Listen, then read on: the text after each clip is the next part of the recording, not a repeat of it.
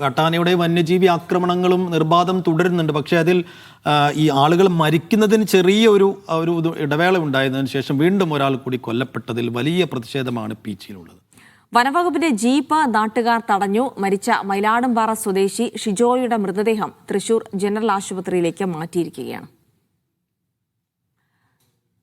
അപ്പോൾ വിവരങ്ങൾക്കായി പോകാം. നടരാജ് പരശുരാം വിവരങ്ങൾ നൽകും. നടരാജ്, വലിയ പ്രതിഷേധം അവിടെ ഉണ്ട് എന്നാണ് മനസ്സിലാക്കുന്നത്. കാട്ടാന ആക്രമണത്തിലാണ് ദാരുണമായ മരണം ഉണ്ടായിരിക്കുന്നത്. ഇപ്പോൾ എന്തൊക്കെ ആവശ്യങ്ങളാണ് നാട്ടുകാർ ഉയർത്തുന്നത്? അപ്പോൾ മറ്റ് കാര്യങ്ങൾ, ഈ മൃതദേഹം വിട്ടു നൽകുന്നതുമായി ബന്ധപ്പെട്ട പോസ്റ്റ്മോർട്ടം അടക്കമുള്ള കാര്യങ്ങളിലെ വിവരങ്ങൾ എന്തൊക്കെയാണ്?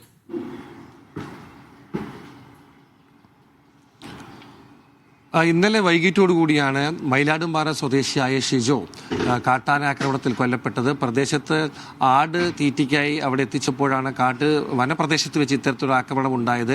വൈകിട്ടായിട്ടും ഷിജോയെ കാണാത്തതിനെ തുടർന്ന് നാട്ടുകാരും പ്രദേശവാസികളും പോലീസും ഒക്കെ തന്നെ നടത്തിയ തെരച്ചിലാണ് കാട്ടാന ആക്രമണത്തിൽ കൊല്ലപ്പെട്ട നിലയിൽ മൃതദേഹം കണ്ടെത്തിയത്.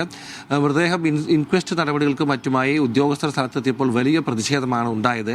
നാട്ടുകാർ വനപാലകരുടെ വാഹനം തടയുകയും പ്രതിഷേധിക്കുകയും ചെയ്തു. വനവാസ മേഖലയോട് ചേർന്ന് ജനവാസ മേഖലയിൽ ഇവിടെ കാട്ടാനയും മറ്റു മൃഗങ്ങളും വരാറുണ്ട്. ഫെൻസിംഗ് ഉണ്ടെങ്കിലും ഫെൻസിംഗ് ഫലവത്തല്ല എന്നുള്ള ഒരു പ്രശ്നം നാട്ടുകാർ ഏറെക്കാലമായി ഉന്നയിക്കുന്നതാണ്. എന്തായാലും വലിയ രീതിയിലുള്ള പ്രതിഷേധമാണ് കഴിഞ്ഞ ദിവസം കണ്ടത്. വനപാലകർക്കെതിരെയും മറ്റും വലിയ പ്രതിഷേധമുണ്ടായി. പിന്നീടാണ് ഉദ്യോഗസ്ഥർ ഇടപെട്ട് മൃതദേഹം തൃശൂർ ജനറൽ ആശുപത്രിയിലേക്ക് മാറ്റിയത്.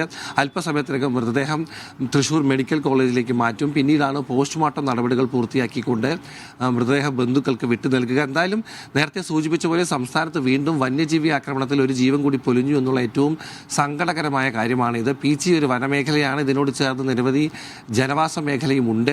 നാട്ടുകാർ വലിയ പ്രതിഷേധം തുടരുകയാണ്. പ്രത്യേകിച്ച് കോൺഗ്രസ് ഉൾപ്പെടെയുള്ള രാഷ്ട്രീയ പാർട്ടികൾ വലിയ രീതിയിലുള്ളൊരു പ്രതിഷേധ പരിപാടിയുമായി മുന്നോട്ട് പോകാൻ ഉദ്ദേശിക്കുന്നുണ്ട്. ഇന്ന് പട്ടിക്കാട് ഫോറസ്റ്റ് ഓഫീസിന് മുന്നിൽ കോൺഗ്രസിന്റെ നേതൃത്വത്തിൽ ഒരു പ്രതിഷേധത്തിനും സാധ്യതയുണ്ട്. വലിയ രീതിയിലുള്ള പ്രതിഷേധത്തിലേക്ക് നാട്ടുകാർ കടക്കുകയാണ്. നഷ്ടപരിഹാരം കൃത്യമായി കുടുംബത്തിന് നൽകണമെന്നും ഇത്തരം സംഭവങ്ങൾ വീണ്ടും നടക്കാതിരിക്കാനുള്ള നടപടികൾ സ്വീകരിക്കണമെന്നുമാണ് നാട്ടുകാരും കുടുംബവും ആവശ്യപ്പെടുന്നത്. ശരി, അപ്പോൾ എന്തായാലും വലിയ പ്രതിഷേധം നാട്ടുകാരുടെ ഭാഗത്ത് നടക്കുന്നുണ്ട്. അതിന്